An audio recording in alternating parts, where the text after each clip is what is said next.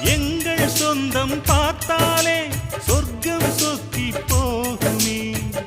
எங்கள் வீட்டில் பூத்தாலே பூவின் நாயுள் கூடுமே.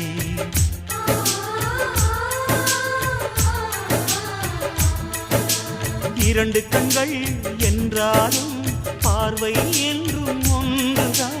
உருவத்திலே தனித்தனிதான், உள்ளம் என்றும் ஒன்றுதான். ஒரு சேவல்தான் நடை காத்தது, இந்த அதிசயம் பாருங்கள். கண்ணனை வாழ்த்துங்கள்.